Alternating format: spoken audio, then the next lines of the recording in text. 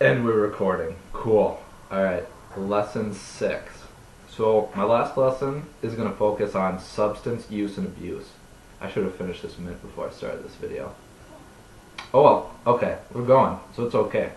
Um, this lesson is going to be for middle school and high school students. The health education standards as evolved are 7 and 8. 7 is that students will demonstrate the ability to practice health enhancing behaviors and avoid or reduce risks. Obviously, there are a lot of risks involved with substance use. Um, Health Education Standard 8, students will be able to demonstrate ability to advocate for personal, family, and community health. So, our valued outcomes. Students will learn about substances that are commonly used in their community. Um, Obviously, normally big ones are going to be tobacco and alcohol, just certain substances that people can get legally that they may, not even realize can be addictive to them. Um, it's just something good to teach our youth while they're younger so they understand these problems. Another valued outcome would be that students are going to understand the risks that go along with abusing substances, both legal and illegal. So basically what I said before, just going over substances. I mean, obviously there are some that have huge risks that you need to worry about, like people who might huff paint or deal with certain types of aerosol cans that can be used for drug abuse. I mean, those things have killed hundreds of people. So description of strategy for this. First off, the students are going to get a presentation from the teacher just based on substances that can be abused and the health risks that go along with them. So just basically going over certain substances that are out there that are abused and what they do to your system and the long-term effects they can have on your system.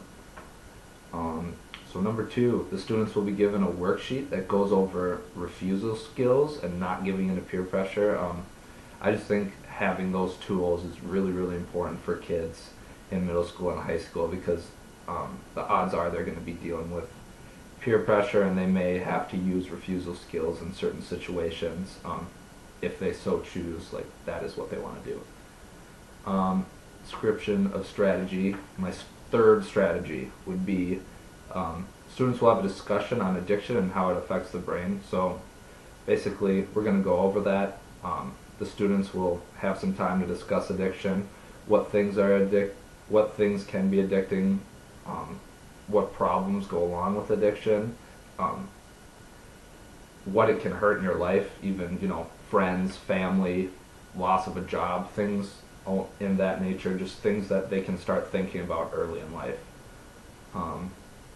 My fourth strategy is students will be given a number of contacts and information that can be useful when dealing with addiction or when they are concerned about someone who may be dealing with addiction. So, I mean, there are 1-800 numbers you can call. There are counselors in their schools that can help, just giving them information so that, if they choose to use it, it's there for them. I think that's really important, and, why not give it to them if it is available? So materials needed, obviously we're going to need that informational handout that'll give them those contacts, and also a worksheet that just goes along with, refusal skills and not giving into peer pressure. Formative evaluation. So level 1 is students will just know a number of substances that can be abused or that may be addicting.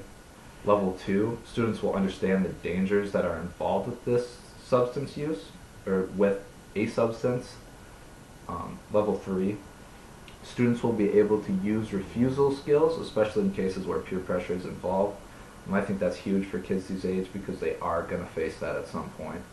Level 4, so students will be able to use the tools they are given, so the contact information, if they so choose, to help themselves or to help those around them who may be struggling with addiction or substance abuse. And points of emphasis, legal substances can be equally as damaging and addicting as illegal substances. I know there's a lot of people who may think that, alcohol isn't as bad for you as certain other drugs because it's legal and people use it, and that's not necessarily the case. I mean, there are kids that get sent to the hospital every day with alcohol poisoning because their first time dealing with alcohol, they don't understand the substance. Um, Moving forward, my next point of emphasis is teachers aren't just there to get students who use substances in trouble, but even if they do get that student in trouble, the reason they're doing it is because they want to help the student to improve their future health and to improve their life.